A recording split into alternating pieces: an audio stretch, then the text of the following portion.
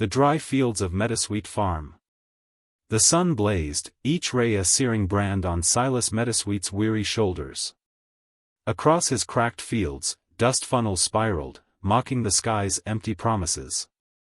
His fingers, rough as bark, traced the brittle remnants of what should have been golden wheat, now a withered husk.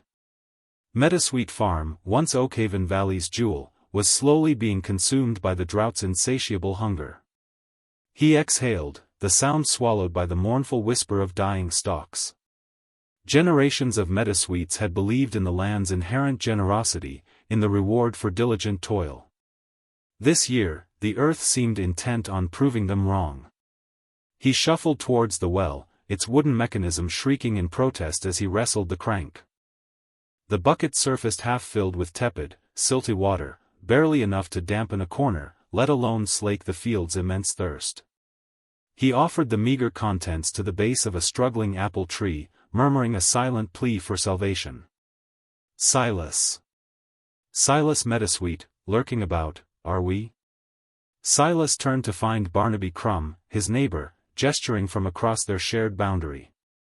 Barnaby, blessed with boundless curiosity and a heart of gold, never shied away from perceived trouble or a neighborly concern. Afternoon, Barnaby, Silas replied, managing a strained smile. Just, seeing how things are. Seeing how things are, you say? Looks more like a confab with a parched sapling. Truth be told, Silas, those apples look like they've been lost in the desert. Still wrestling with that well? Barnaby leaned against the fence, brow creased with worry. Silas winced. It's not cooperating. Knew it. Should have let me tinker with it last spring. Now you're drier than a tumbleweed. Speaking of. I'm battling the gate to my sheep pen. Hinge is about to fail, and those woolly bandits are eyeing Farmer McGregor's prize cabbages. Wouldn't happen to have a spare hinge gathering dust, would you? Silas hesitated. He desperately needed those hinges to patch a crumbling section of his barn roof before the next downpour. But Barnaby, nosy though he was, remained a steadfast friend. Perhaps, Silas conceded, his better nature prevailing. Let me have a look. After a brief search amidst the organized chaos of his shed, he unearthed two rusty but serviceable hinges. He presented them to Barnaby, who grinned with genuine appreciation. Silas, you're a true friend. Don't know what I'd do without you. Say, I've got a pot of stew simmering. Why don't you join me later? A man can't survive on sunshine alone. Silas's stomach growled in agreement. That's generous of you, Barnaby. I'd like that. Dawn found Silas harnessing Bess, his ancient mule, to their weathered cart. He was bound for the Oakhaven market, hoping to sell his remaining harvest, a sparse collection of stunted carrots, drooping lettuce, and a few jars of Mrs. Gable's renowned plum preserves. It was barely enough to settle his debts, let alone acquire essential supplies, seed, fertilizer, and a replacement buckle for Bess's harness.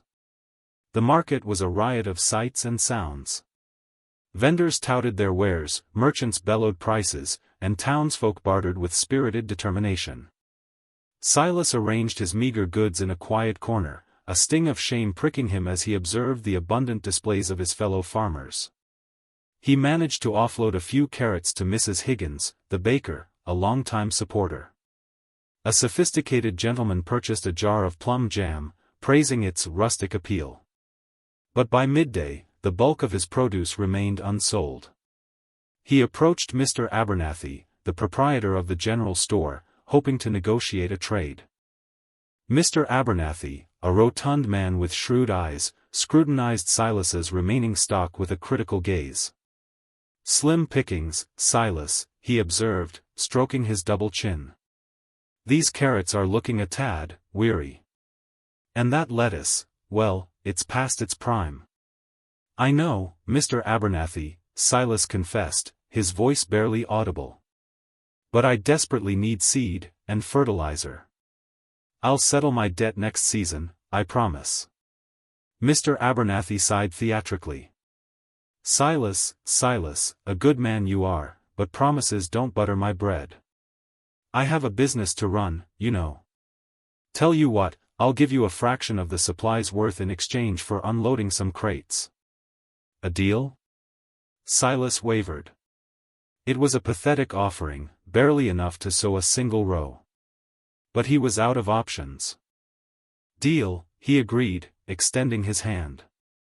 As he strained to haul crates brimming with flour and sugar, his back screaming and his hands blistering, Silas battled a rising tide of despair. Was this the end of the line?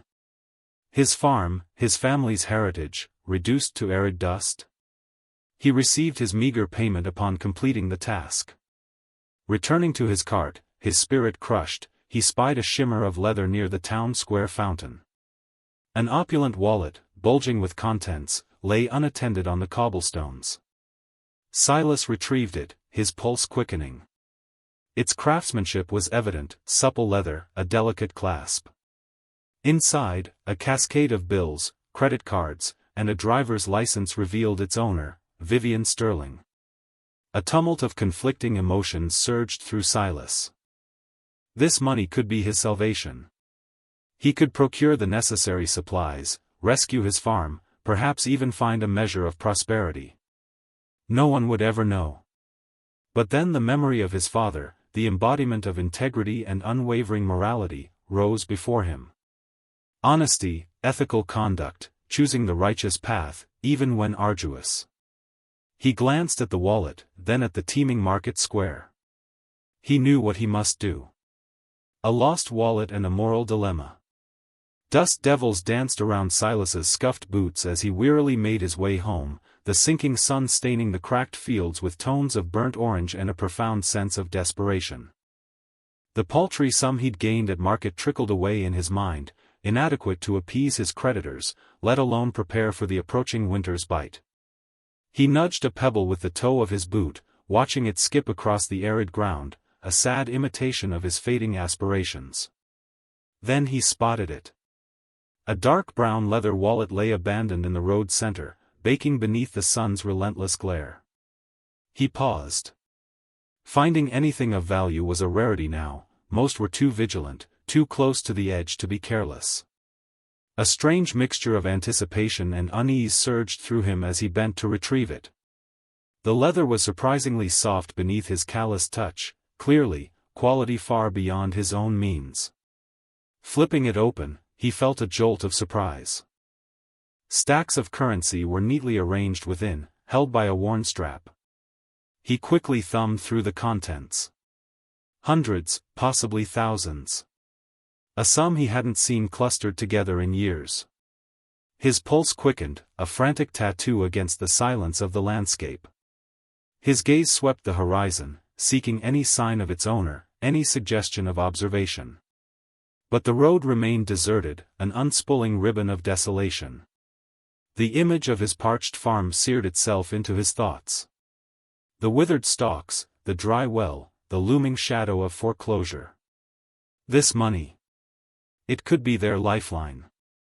It could finance seed, revitalize the well, pacify the bank. It held the promise of security for his family. A wave of heat radiated through him, intensified by the sheer, overwhelming temptation. He could simply pocket it, vanish into the anonymity of the approaching dusk. No one would be the wiser. No one would likely care. But as the thought took hold, a chill snaked down his spine. His father's weathered visage rose in his memory, his unwavering eyes. Integrity, Silas, he declared, his voice gruff yet resolute. It's the only property a man truly owns. Never let it be said a Meadowsweet appropriated what wasn't theirs. His mother's serene smile flickered to mind, her hands, roughened by years of labor, were always extended to help a neighbor in need. We may be short on possessions, Silas, she would say, but our word is our bond, and that's more valuable than all the treasures in the world. The faces of his parents, marked by honesty and toil, provided a powerful opposition to the lure of easy money. He envisioned their disappointment, their quiet sorrow, should he violate their principles. He snapped the wallet shut, his fingers trembling slightly. The weight of it in his palm felt different now, not with the allure of salvation, but with the weight of the moral dilemma. He glanced again at the deserted road. Keeping it would be straightforward. Even logical, given his plight. But it wouldn't be right. He recognized that deep within his conscience. Any relief he might feel would be transient, poisoned by guilt and shame. He reopened the wallet, now seeking identification. A driver's license, a credit card, anything to lead him to its rightful owner. He located a credit card embossed with the name Vivian Sterling. The address appeared unfamiliar, certainly not anyone from these parts. Vivian Sterling. The name had a certain polish. Like someone who wouldn't particularly feel the loss of this sum. Another insidious voice whispered in his ear, attempting to rationalize his actions. Silas banished the thought. The owner's identity, or their financial standing, were irrelevant. What mattered was adhering to his values. What mattered was upholding his family's honor. What mattered was facing his own reflection with dignity each morning. He drew a deep breath, the parched air rasping in his throat. He would locate Vivian Sterling. He would return her wallet. And he would confront whatever hardships lay ahead with a clean conscience. Turning, retracing his steps, Silas began to walk, the setting sun casting elongated shadows before him. He anticipated the challenges ahead. He knew the path would be paved with obstacles. But for the first time in a long while, a spark of hope ignited within him. He was a Meadowsweet. And Meadowsweets upheld their principles. Searching the village. The sun, low on the horizon, stretched Silas's shadow before him as he entered the village, the smooth leather of the discovered wallet warming against his sweaty palm. Dust puffed from beneath the worn soles of his boots, each step a testament to years spent coaxing life from his arid farm.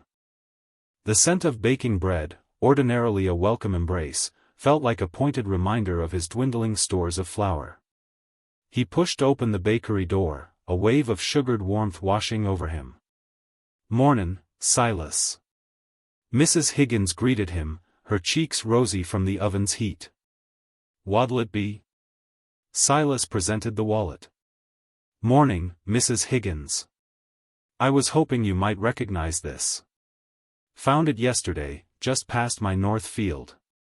She wiped her hands on her apron, peering at the offered item.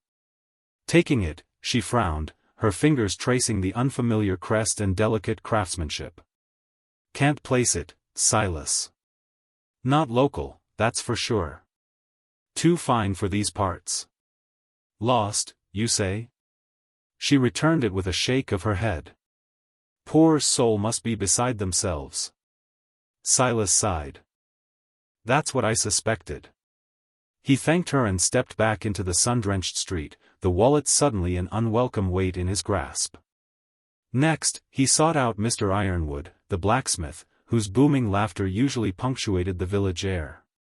Today, the rhythmic clang of metal seemed muted, subdued by a somber undertone.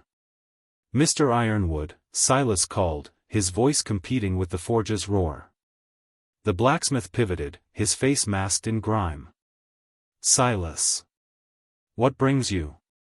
Silas held out his find. "Stumbled across this. Thought maybe a traveler had been by for repairs." Mr. Ironwood accepted the wallet, his calloused hands enveloping the supple leather. He scrutinized it, turning it this way and that. "Nope. Haven't laid eyes on it. And folks come from everywhere this time of year, harvest season brings all sorts. But this is new to me." He passed it back, his brow furrowed in thought. A quality piece, that. Discouragement began to settle in Silas's gut. He continued his quest, calling at the general store, the tailor, even old Martha's herb emporium. The outcome remained the same: courteous interest, careful scrutiny, and a disheartening shake of the head. Nobody recognized the wallet. As the afternoon progressed, the sun blazed, mirroring the burning anxiety within him. He sank onto a bench outside the post office, watching dust devils swirl in the deserted road. The village, usually alive with activity, felt strangely desolate. Barnaby Crumb, his neighbor a few farms over, spotted him and sauntered over, his pace unhurried. "Silas. What are you doing lollygagging in town? Thought you'd be wrestling the drought back home." Silas offered a weak smile. "Just taking a breather, Barnaby. Showing this around." He displayed the wallet. Barnaby settled beside him, his eyes crinkling at the corners as he took the offered item. "Let's see." He examined it, a practiced eye assessing its worth. "Fine bit of craftsmanship. Find it, did you?" Silas nodded. "Yesterday, on the road past my place." Barnaby whistled. "Someone's bound to be missing it, something fierce." "You asked around?" "All morning," Silas said, his voice thick with disappointment. "No one knows it." Barnaby stroked his chin, his gaze drifting towards the distant hills. "Well, Silas," he drawled, "if no one knows who it belongs to, and times are as tough as they are," he trailed off, leaving the unspoken suggestion to hang in the air. Silas stared at him, his heart sinking like a stone. He understood Barnaby's implication, and a desperate corner of his mind, the mind of a struggling farmer, yearned to agree. It would be so simple. No one would be the wiser. He could alleviate some of the crushing debt, purchase seed for the coming year. He could salvage his farm. But then, he pictured his father's face, a roadmap of honest labor and unwavering principle. He recalled his mother's voice, gentle yet resolute, reminding him that a man's integrity was his most prized possession. He shook his head, dispelling the temptation. "I can't, Barnaby. It isn't mine." Barnaby sighed, a flicker of disappointment in his eyes. "I understand, Silas. You're a good man. But sometimes, a piece of fortune falls into your hands. Maybe it's meant to be." "Maybe," Silas conceded, but his determination remained intact. He rose to his feet, brushing dust from his worn trousers. "I'll try again tomorrow. Perhaps a new face will pass through." Barnaby clapped him on the shoulder. "All right, Silas. You do what you believe is right. But don't let your pride be your undoing, son. Sometimes, you have to yield to the prevailing winds to weather the storm." Silas nodded, his thoughts battling with uncertainty. He left Barnaby on the bench and commenced the long trek back to his farm, the setting sun painting elongated, solitary shadows that stretched before him like the barren rows of his parched fields. The wallet, still clutched tightly in his grip, felt heavier than ever before. The grand estate on the hill. The sun, a relentless hammer, pounded Silas's back, each bead of sweat a miniature echo of the arid fields he'd escaped. Reaching the crest, he stopped, lungs seizing at the sight. Van der Linde. Not merely a residence, but an audacious declaration etched into the land itself, a monument to existence utterly foreign to his own. Walls of stone, dwarfing even his barn, wound around the property, disappearing into a grove of ancient, gnarled oaks. Ornate gates of wrought iron, their designs like solidified tendrils, stood sentinel. Beyond, a velvet expanse of lawn stretched towards the edifice itself, a sprawling manor of pale stone, its myriad windows glittering like 1,000 furtive eyes. A fountain, seemingly thumbing its nose at the regional drought, chuckled nearby, its spray catching the light in dazzling, fragmented rainbows. Silas halted, road grit clinging to his boots. It was overwhelming. Self-consciousness stung him, his patched overalls and work-worn hands felt acutely uncouth before such splendor. Barnaby's dismissive words echoed, they wouldn't even notice. He shifted the wallet in his hand, now heavy not with coin, but with mounting unease. What was he doing? Silas Meadowsweet, son of the earth, contemplating the threshold of a world beyond his wildest dreams? Would they turn him away? Mock him, a humble farmer begging at their opulent door? A sudden rush of wind whispered through the trees, carrying the fragrance of roses mingled with something else, something rarefied and indefinable. Silas closed his eyes, picturing Martha, her face lined with worry as she stretched their dwindling stores. He saw his children, their youthful anxieties poorly masked. He recalled his father's tales, stories of virtue rewarded, even on the hardest roads. His father's face, etched with time and toil, appeared in his mind. "Your word's your bond, Silas," he'd rasped, his voice unwavering. "Hold to that, and you'll never stray." Silas drew himself up straighter. He'd given his word, not only to himself, but to the principles that anchored him. Fear and trepidation were luxuries he couldn't indulge. He had to act justly, whatever the cost. Inhaling deeply, Silas continued forward. The gravel crunched beneath each footfall, a small rebellion against the estate's imposing magnificence. Nearing the gate, details sharpened, elaborate carvings adorning the posts, the bright gleam of polished brass, the discreet lens of a security camera overhead. A guard in a dark uniform occupied a small kiosk to one side. Silas felt his gaze, assessing, probing. He anticipated a volley of questions, perhaps even accusations. His business? An appointment? Solicitation? He tightened his grip on the wallet, knuckles straining. He wouldn't falter. He would explain, plainly and truthfully, his purpose. He would tell them he'd found the wallet, seeking only to return it. The gates loomed, their cold iron a stark contrast to the sun's warmth on his face. He could hear the low hum of voices from within the estate, carried on the gentle breeze. He wondered about the inhabitants, their lives, the nature of their concerns. Probably not parched fields and looming debts, he mused wryly. He reached the gates, his heart hammering. The guard emerged from the booth, his expression unreadable. Silas stopped, ready to speak, ready to justify his presence, ready to confront whatever awaited him. Dust swirled around his ankles, a testament to the long journey he had undertaken, both literal and symbolic. He was Silas Meadowsweet, a farmer, and he had a wallet to return. Guarded gates. The Van der Linde estate's wrought iron barrier stood sentinel, a dark filigree against the vibrant green. Boots crunching on the flawlessly kept drive, Silas approached. His throat felt as arid as the drought-stricken fields he'd left behind. A concise sign declared, "Private property. Trespassers will be prosecuted." He pressed on, not trespassing, but returning. "Hold it right there. State your purpose." The command, crisp and authoritative, cut through the stillness. From a diminutive, shadowed guardhouse near the gates emerged a man sculpted from granite. A pristine navy uniform encased him, his expression a mask of unwavering mistrust. Reginald Sterling, his name tag announced.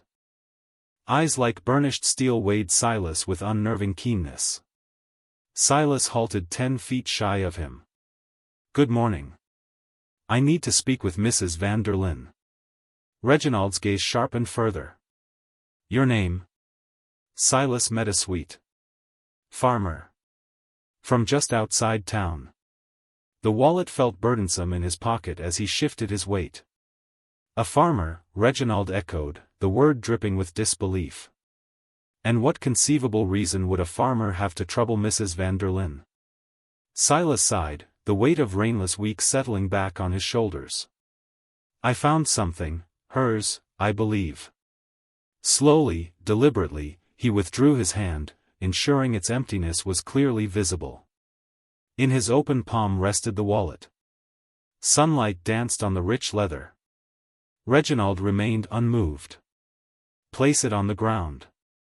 After a moment's pause, Silas obeyed, gently setting the wallet on the gravel. Reginald circled him warily, his gaze unwavering. "Why didn't you simply hand this over to the police?" I wanted to make sure it got back to her directly." He hoped sincerity resonated in his voice. The truth, that he had momentarily entertained the idea of keeping it, caught in his throat like a thistle.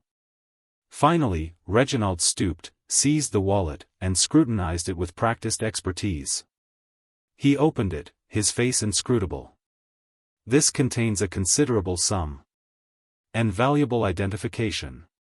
His eyes met Silas's, suspicion a tangible force. Why didn't you keep it? The question hung in the air, thick with accusation. Silas held Reginald's challenging gaze, forcing composure. Because it isn't mine. My father always said honesty mattered most, even when it's difficult. A chilling wave of anxiety washed over him. Could he convince this man? Everything hinged on Reginald's belief. Reginald held his silence for an extended moment, his eyes drilling into Silas. Then, straightening, wallet still in hand, he said, "Wait here." He disappeared into the booth, reaching for the phone. Silas stood by the gate, the gravel biting into the thin soles of his worn boots. The silence felt oppressive, punctuated only by distant birdsong and the faint drone of activity within the grounds. He imagined his parched farm, the cracked earth, the withered plants, the etched worry on his family's faces. The temptation to have kept the wallet surged again, now even more powerful. He quelled it, recalling his father's words, the values he had striven to teach his own children. After what seemed an age, Reginald emerged from the booth. "Mrs. van der Linde is presently unavailable. She's engaged." Silas's hope ebbed. "So, I can't see her?" "Not at this moment. However, she is aware of the situation and requests you wait. She will see you later this afternoon." Reginald's tone remained formal, yet Silas thought he detected a slight shift, something less overtly hostile. "Wait here? By the gate? There's a bench just inside. I'll escort you. You are to remain on that bench until Mrs. van der Linde is ready for you. Understood?" Silas nodded, relief coursing through him. "Understood." Reginald opened the gate enough for Silas to pass through. He guided him to an ornate bench nestled beneath a sprawling oak.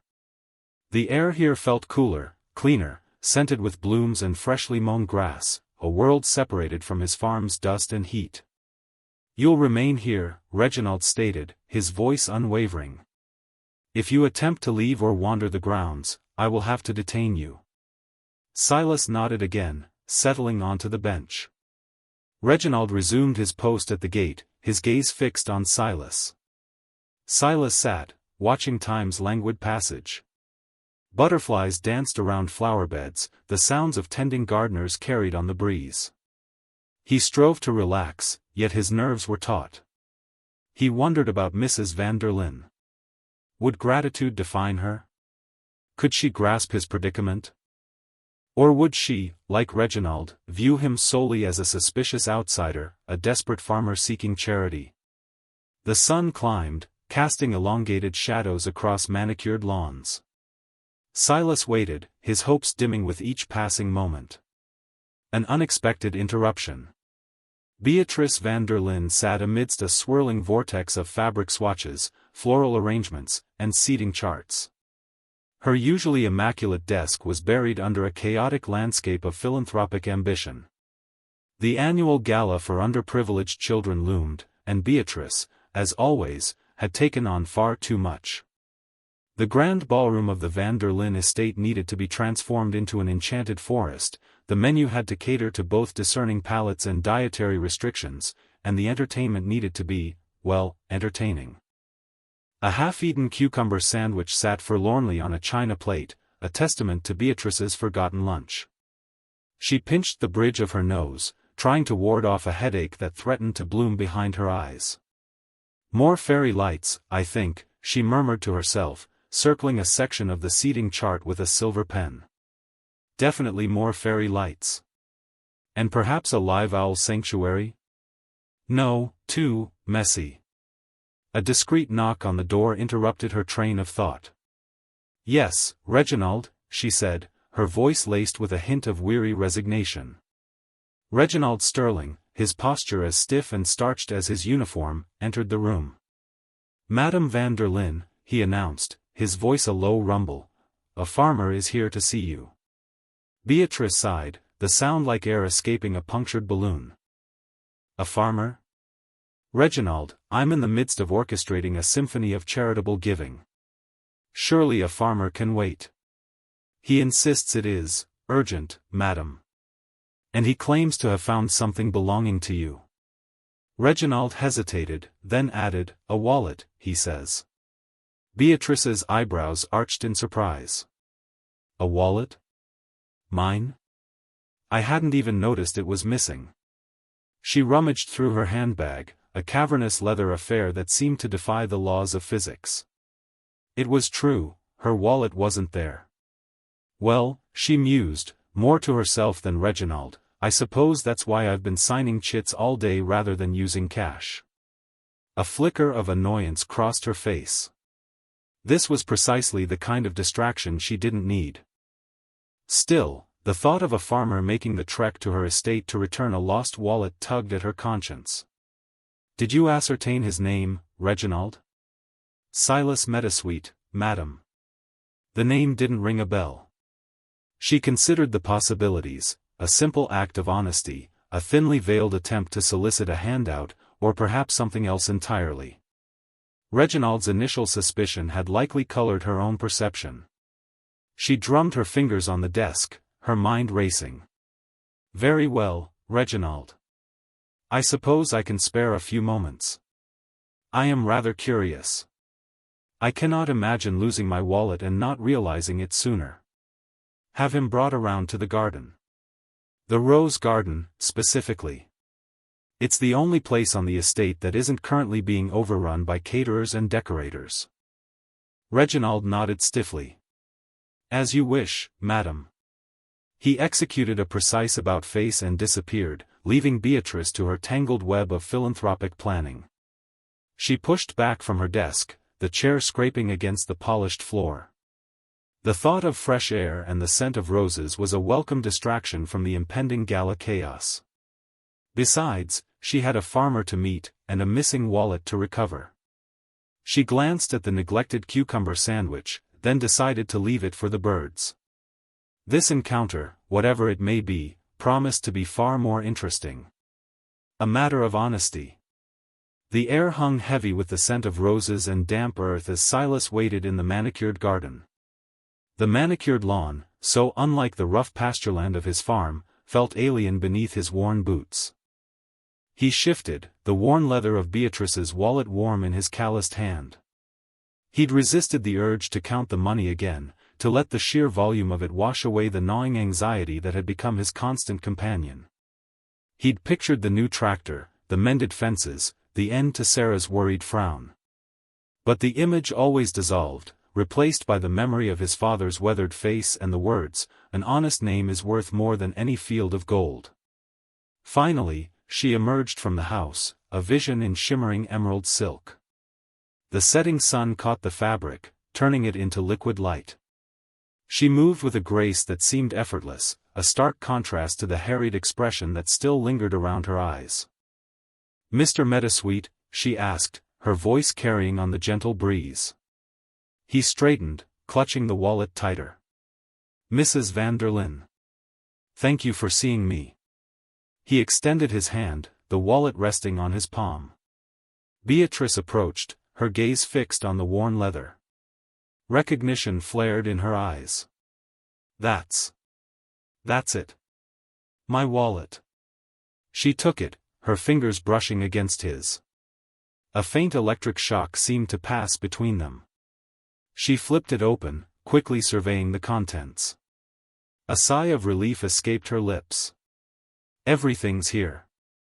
Unbelievable." She looked up at Silas, her eyes searching his. "I can't believe you brought it back. I was convinced it was gone for good." Silas shrugged, uncomfortable with the effusive praise. "It was the right thing to do, ma'am." Beatrice smiled, a genuine smile that softened the sharp angles of her face. "Right? Mr. Meadowsweet, you have no idea how much trouble you've saved me. There were important documents in there, not to mention, well, a considerable amount of cash." She snapped the wallet shut and held it to her chest. "I insist on rewarding you. You must let me compensate you for your honesty.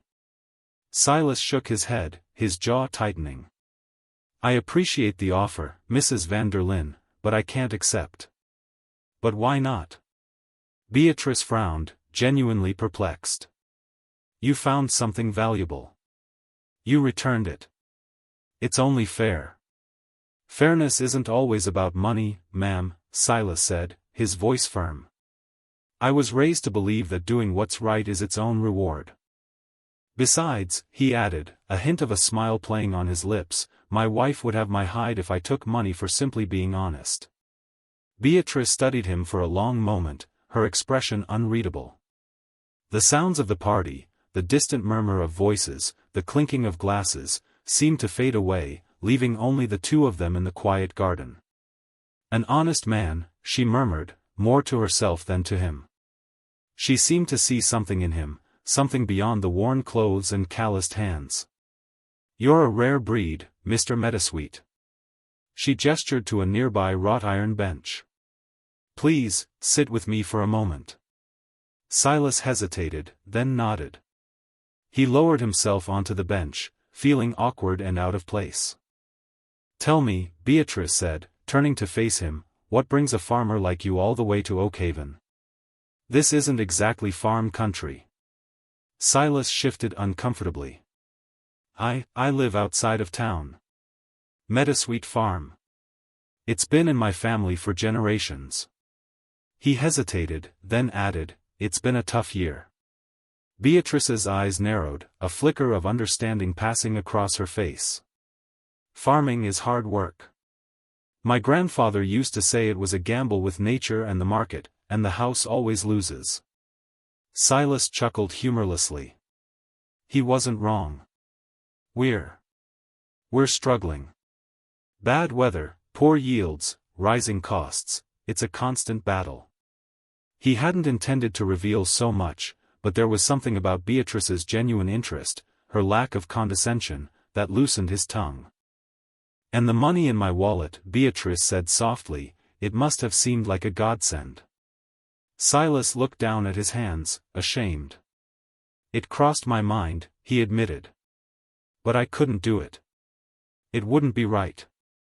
Beatrice reached out and gently touched his arm. I understand, Mr. Meadowsweet. More than you know. She paused, a thoughtful expression on her face. Tell me more about Meadowsweet Farm. The struggling farm.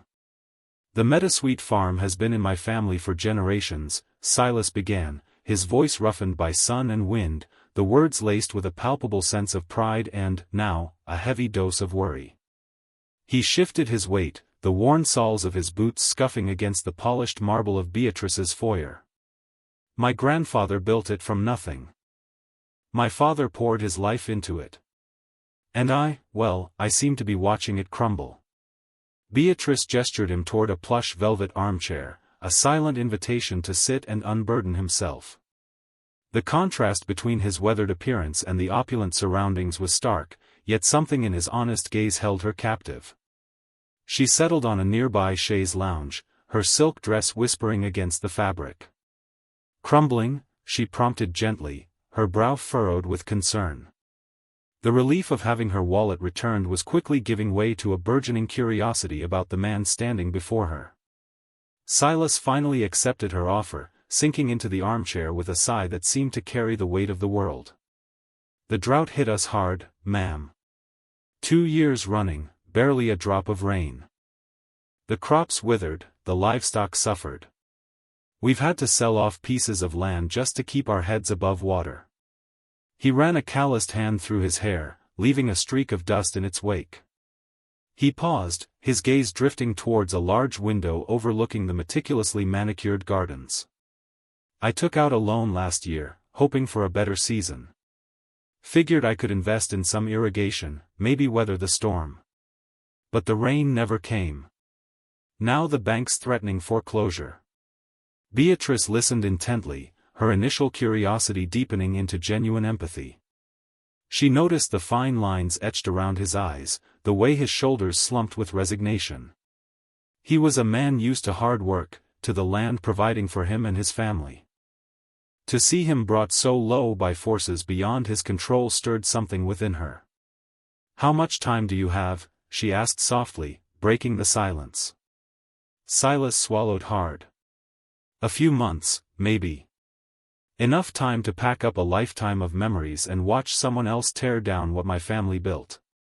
He chuckled humorlessly, the sound grating against the quiet elegance of the room.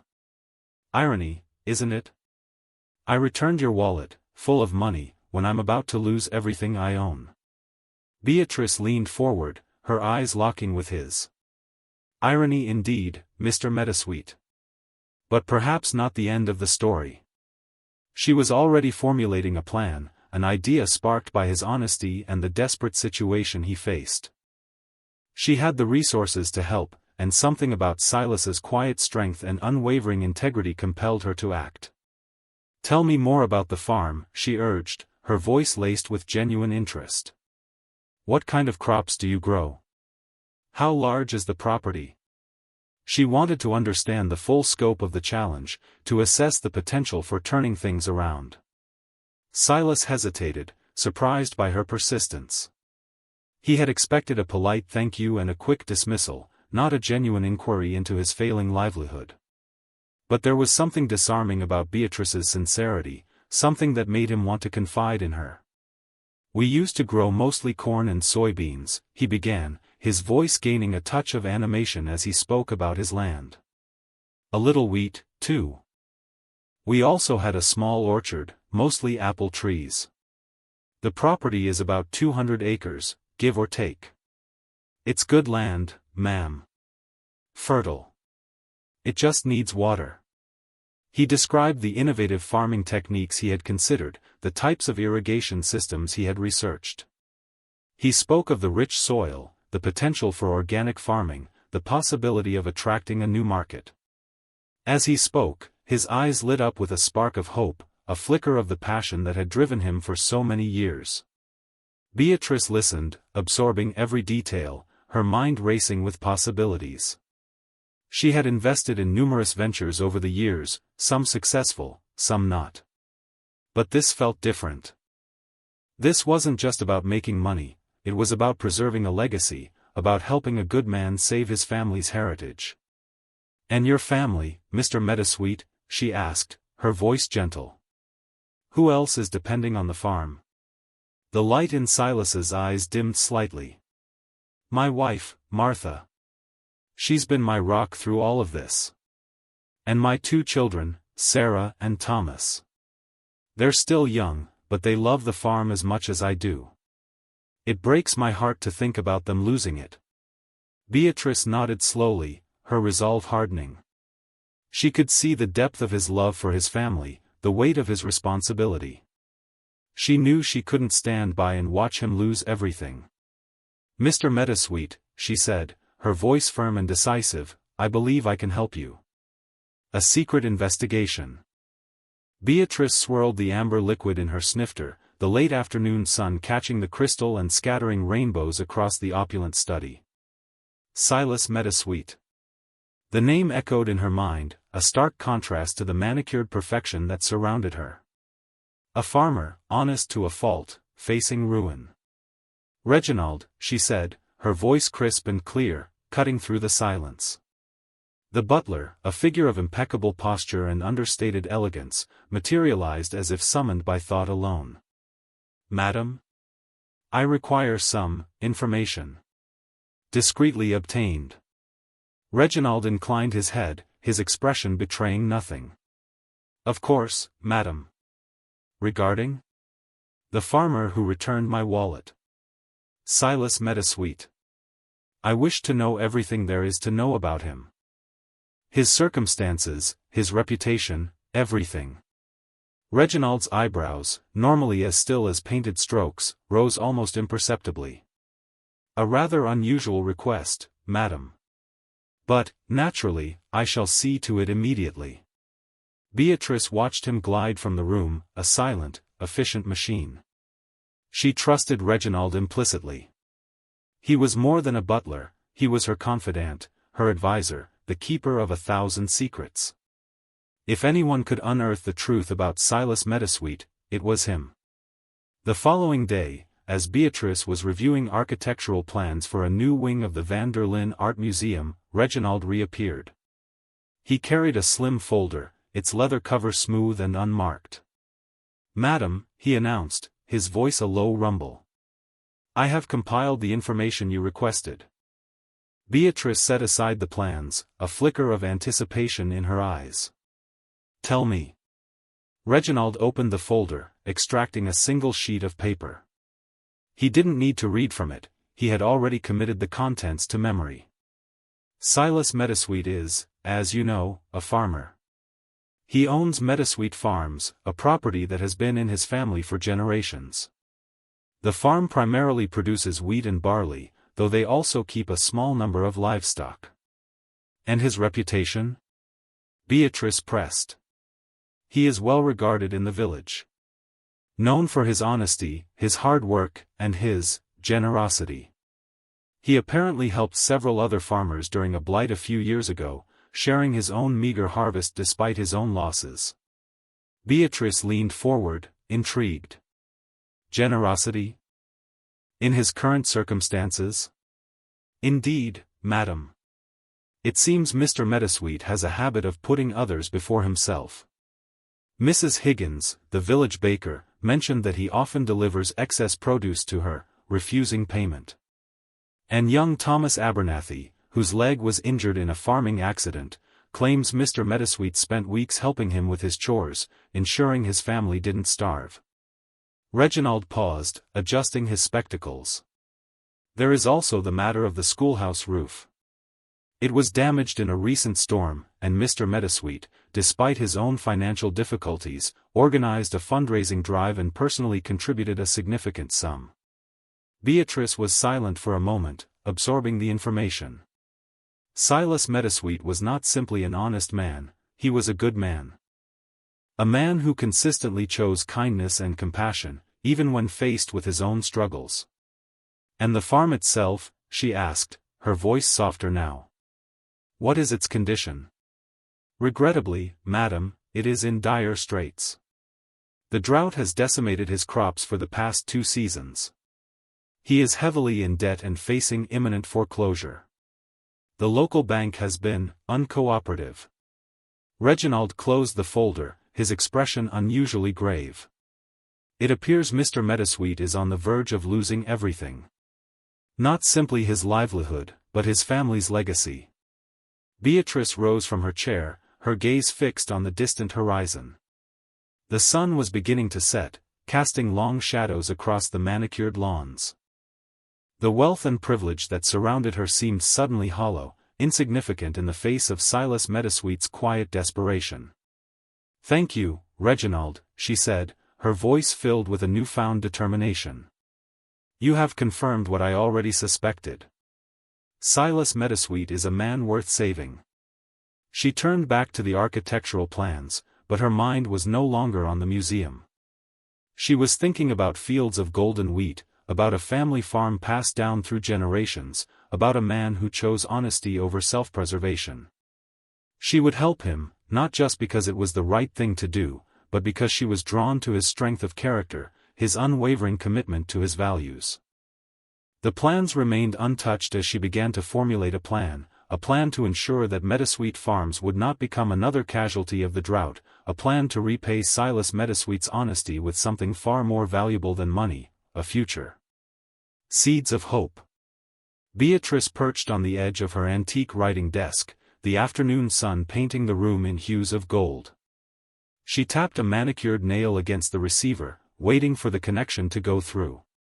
"Esmeralda Flores," she murmured, more to herself than the operator. "Get me Esmeralda Flores." A series of clicks and whirs later, a bright, energetic voice filled the line. "Esmeralda Flores speaking. How can I bring some botanical brilliance to your day?" Beatrice chuckled, a genuine sound that warmed the opulent room. "Esmeralda, darling, it's Beatrice van der Linde. I need your particular brand of brilliance, and rather urgently." "Beatrice. Always a pleasure. What horticultural hurdle requires the florist touch?" "It's not exactly horticultural, more humanitarian. There's a farmer, Silas Meadowsweet, whose land is on the verge of ruin due to this relentless drought. He returned something of mine, a rather significant something, and refused any reward. He's a good man, Esmeralda, a truly good man, and I simply can't stand by and watch him lose everything. Esmeralda's tone sobered instantly. A farmer struggling against the drought? That's happening far too often. Tell me everything. Beatrice detailed Silas's plight, painting a picture of cracked earth, withered crops, and a family teetering on the edge of despair. She spoke of his integrity, his quiet dignity, and the unwavering kindness he showed even in the face of his own hardship. Esmeralda listened intently, her fingers flying across her own keyboard, no doubt already researching weather patterns and soil conditions. Drought-resistant varieties are key, she declared after a moment. Specifically, I'm thinking of a strain of sorghum developed in Botswana, incredibly resilient and surprisingly delicious. And a particular type of millet from the Sahel region. They're not miracle workers, but they can offer a fighting chance even with minimal rainfall. Could you acquire some? Beatrice asked, hesitant to impose. Acquire? Beatrice, darling, I practically am the acquisition department for rare and resilient seeds. I've got contacts stretching from the seed banks of Svalbard to the indigenous communities of the Andes. Consider it done. Tell me about his soil.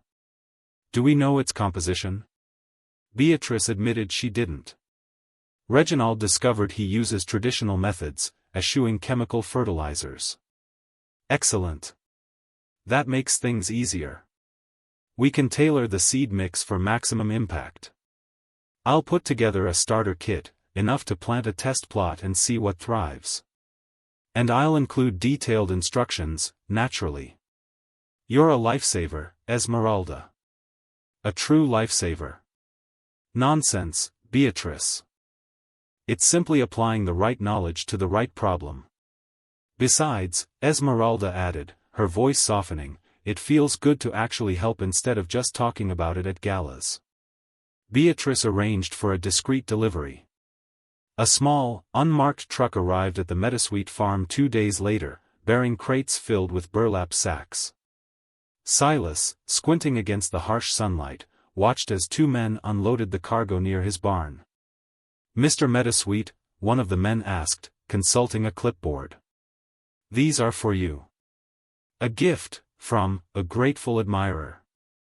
Silas frowned, his brow furrowed with confusion.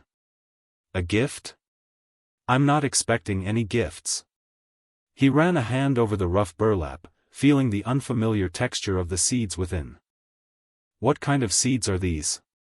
Drought-resistant varieties, the man replied, offering a thin smile. They should help. He handed Silas a sealed envelope. Instructions are inside. Good luck, sir. Silas watched the truck disappear down the dusty road, a whirlwind of questions churning in his mind. He carefully opened the envelope, his calloused fingers tracing the elegant script on the enclosed note, with sincere gratitude. Plant with hope. There was no signature, just those 3 simple words. He examined the seeds, a kaleidoscope of colors and shapes unlike anything he'd ever seen. He recognized some, but many were utterly foreign. He found the instructions, detailed and precise, outlining planting depths, watering schedules, and even companion planting suggestions. It was clear this wasn't some haphazard collection, this was a carefully curated selection, designed to thrive in his parched soil. He called his wife, Martha, and his son, Caleb, to the barn. They stared at the sacks of seeds, their faces a mixture of bewilderment and cautious optimism. Where did these come from, Pa? Caleb asked, his voice laced with suspicion. Silas shook his head. I don't know, son. Just a gift, from someone who wanted to help. He looked at Martha, her eyes filled with a fragile hope. Let's plant them, Martha. Let's plant them and see what happens. As the sun dipped below the horizon, casting long shadows across the fields, Silas, Martha, and Caleb began to sow the seeds. They worked in silence, their hands moving with a renewed sense of purpose. The air was still dry and brittle, but for the first time in months, a flicker of hope bloomed in the heart of the Meadowsweet farm, a tiny seed of possibility planted in the parched earth. A bountiful harvest. The planting instructions, penned in Esmeralda's elegant script, became Silas's Bible. He reread them countless times, each word imprinting itself on his memory. The diagrams illustrating the optimal spacing and depth for each seed variety were pinned to the wall of his barn, a constant reminder of the promise that lay dormant within those tiny kernels. He prepared the soil with a fervor he hadn't felt in years. The earth, usually hard and cracked under the relentless sun, seemed to soften beneath his touch, as if acknowledging the shift in fortune. He worked from dawn till dusk, his hands blistered and calloused, but his spirit buoyed by a hope that had been slowly withering away. The children, sensing the change in their father, joined him in the fields. Even little Lily, who usually preferred the company of her dolls, helped scatter seeds, her small hands mimicking Silas's movements with surprising accuracy. Sarah and Thomas, now old enough to handle smaller tools, carefully weeded the rows, their youthful energy a stark contrast to the parched landscape. Silas found himself talking to the plants, whispering encouragement as he watered the newly sprouted seedlings. He'd never been one for sentimentality, but the sight of those fragile green shoots pushing through the earth filled him with an emotion he couldn't quite name, a mixture of relief, gratitude, and a fierce protectiveness. Weeks turned into months. The relentless sun beat down, but the drought-resistant varieties, true to their promise, thrived. Where Silas's neighbors' fields remained barren and brown, his land was a sea of green, a vibrant testament to the power of innovation and a well-placed act of kindness. The air hummed with the buzz of bees drawn to the blossoms, their activity a symphony of life in a land struggling to survive. Esmeralda's instructions had also included guidance on water conservation, techniques Silas diligently implemented. He captured rainwater in makeshift reservoirs, diverting it strategically to the plants that needed it most. He learned to read the subtle signs of thirst in the leaves, adjusting his watering schedule accordingly. The first signs of harvest were breathtaking. Plump, juicy tomatoes, bursting with flavor, hung heavy on the vines. Ears of corn, their kernels swollen and glistening, stood tall and proud. Watermelons, striped and round, lay nestled amongst the leaves, promising a sweet, refreshing treat. The bounty was overwhelming. Silas and his family worked tirelessly to harvest the crops, their hands stained with the colors of the earth. They picked, sorted, and packed, their laughter echoing through the fields. Neighbors, drawn by the sight of the abundant harvest, offered their help, their faces etched with a mixture of awe and envy. The barn, once nearly empty, was now overflowing with produce. Sacks of grain leaned against the walls, their burlap surfaces rough against the touch. Baskets of vegetables lined the shelves, their vibrant colors a feast for the eyes. The sweet, earthy scent of the harvest filled the air, a tangible symbol of Silas's renewed hope. He bartered some of the harvest with his neighbors, trading corn for milk, tomatoes for eggs. The sense of community, strained by the drought, began to heal. He even managed to sell a portion of his surplus at the market in town, earning enough to pay off a significant portion of his debt. One evening, as the sun dipped below the horizon, painting the sky in hues of orange and purple, Silas stood in the doorway of his barn, gazing at the fruits of his labor. He felt a profound sense of gratitude, not only for the anonymous gift of the seeds but also for the resilience of the land and the unwavering support of his family. He thought of Beatrice, the woman who had lost her wallet, and wondered if she knew the extent of the ripple effect her kindness had created. He knew he could never repay her, but he vowed to honor her generosity by continuing to care for the land and to share his bounty with others. The drought was far from over, but for the first time in a long time, Silas Meadowsweet felt a surge of optimism.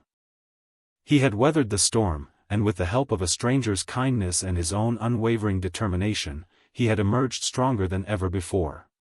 The land, once barren and unforgiving, had yielded a bountiful harvest, a testament to the power of hope and the enduring spirit of the human heart. Gratitude and recognition. The crisp rustle of banknotes filled the small bank, a sound sweeter than any birdsong Silas had ever heard. He watched Mr. Abernathy, the bank manager, meticulously count the stack, his usually dour face softening with each bill. "Well, Silas," Abernathy finally said, pushing the receipt across the counter, "you've cleared your debts." Every last cent. Relief washed over Silas, a wave so potent it almost brought him to his knees. He hadn't realized the weight he'd been carrying until it lifted.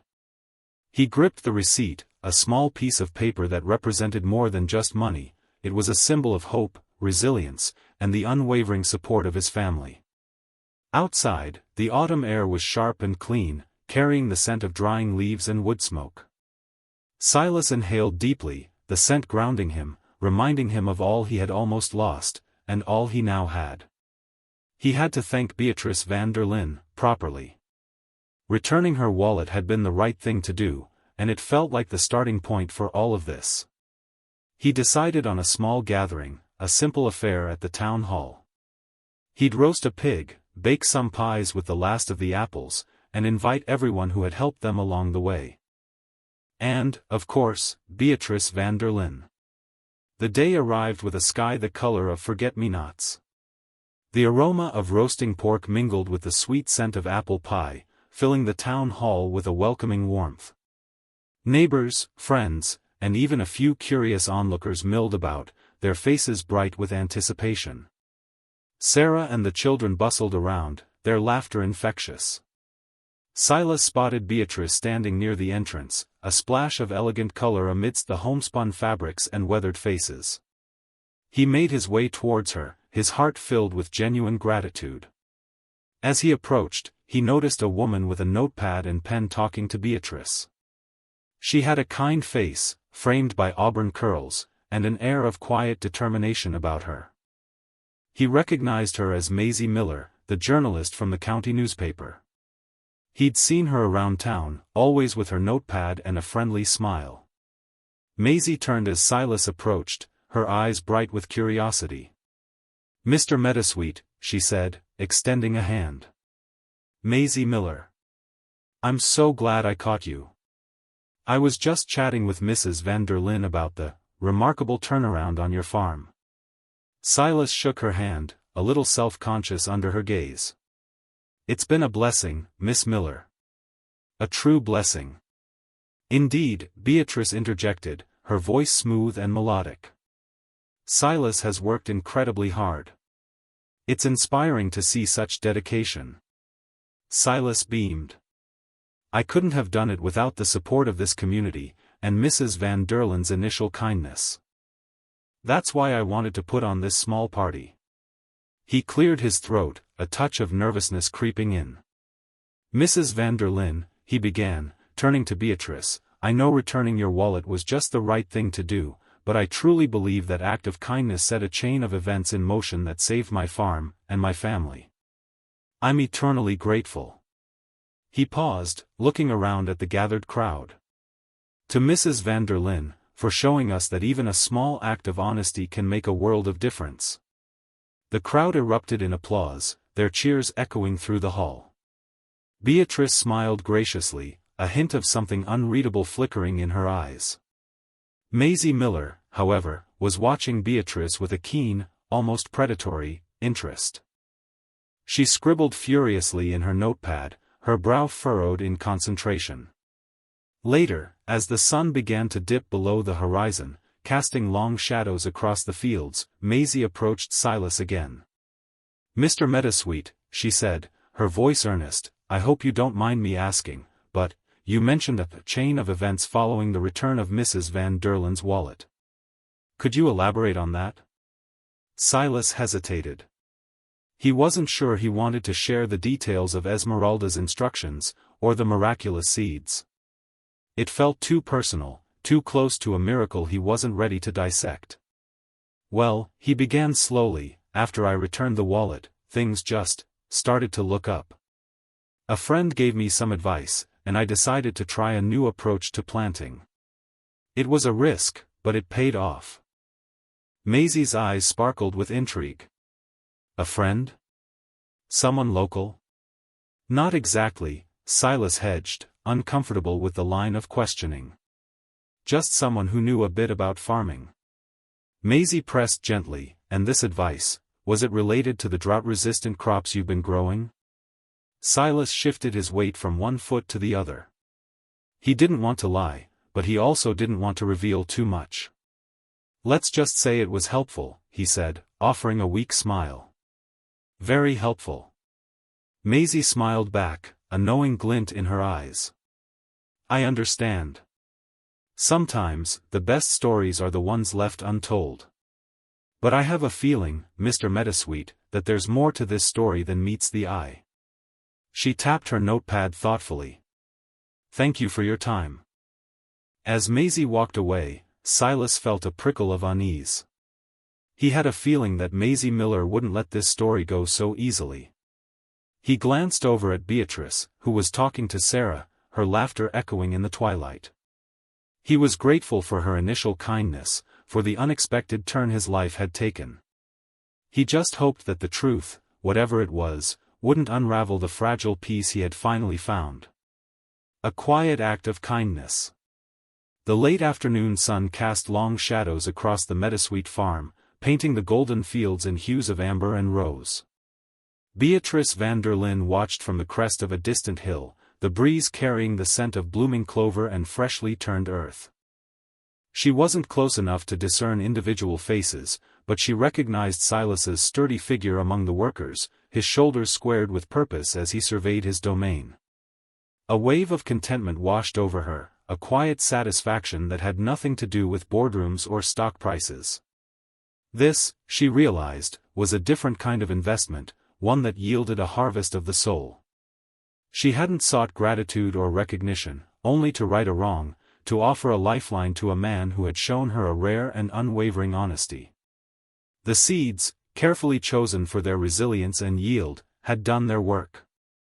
The Meadowsweet farm was no longer a parched and struggling landscape, but a vibrant tapestry of green and gold. The drought-resistant crops thrived, their roots reaching deep into the earth, drawing sustenance from the hidden springs. Silas, with his innate understanding of the land and his newfound knowledge, had coaxed life back into the soil. But it wasn't just the Meadowsweet farm that was flourishing. Silas, never one to hoard knowledge, had shared his techniques with his neighbors. He held workshops in his barn, demonstrating the benefits of crop rotation, water conservation, and the miracle of the drought-resistant seeds. Hesitantly at first, then with growing enthusiasm, the other farmers had followed his lead. The village, once teetering on the brink of economic collapse, was slowly reviving. The market, once a somber affair with meager offerings, was now bustling with activity. Wagons laden with produce rumbled through the streets, their drivers exchanging cheerful greetings. The laughter of children, once muted by worry, echoed through the village square. Beatrice had seen the transformation firsthand during her discreet visits to the general store. She listened to the farmers' wives discussing the new bounty, their voices filled with hope and gratitude. They spoke of Silas Meadowsweet as a savior, a man who had single-handedly rescued them from ruin. They never mentioned her, never suspected the quiet hand that had set the wheels in motion. And that was exactly how she wanted it. She often wondered if Silas suspected her involvement.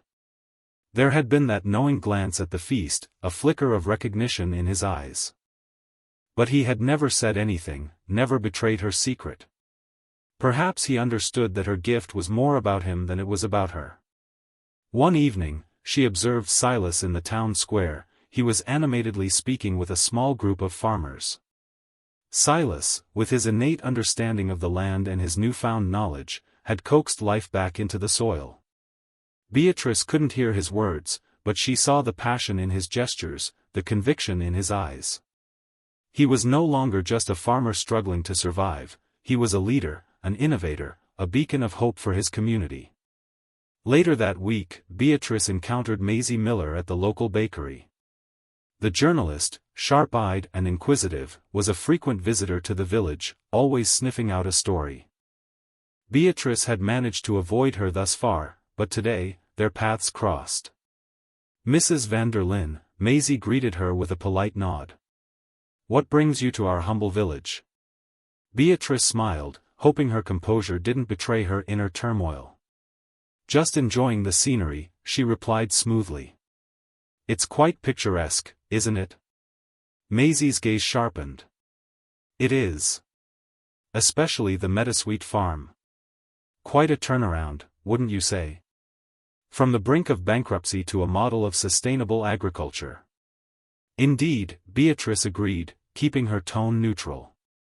"They say Silas Meadowsweet has a knack for farming," Maisie continued, her voice laced with a hint of skepticism. "But some folks are whispering that there's more to the story than meets the eye." "A benefactor, perhaps?" Beatrice laughed lightly. "I wouldn't know anything about that.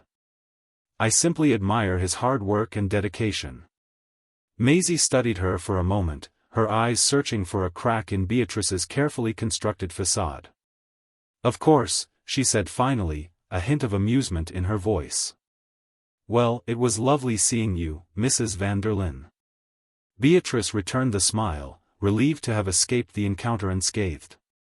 But Maisie's words lingered in her mind, a reminder that her secret was not entirely safe. The journalist was a persistent woman, and Beatrice knew it was only a matter of time before she started digging deeper. Back on the hill overlooking the Meadowsweet farm, Beatrice watched as Silas gathered his children in his arms, their laughter echoing in the twilight. The scene was a tableau of domestic bliss, a testament to the power of hope and resilience. She smiled, a genuine, heartfelt smile that reached her eyes. She had made a difference, a small but significant difference, in the lives of these people. And that, she realized, was reward enough. She turned and walked away, leaving the golden fields to their dreams, content in the quiet act of kindness she had performed, an act that had rippled outwards, bringing prosperity and joy to a small corner of the world, unseen and unsung, just as she had intended.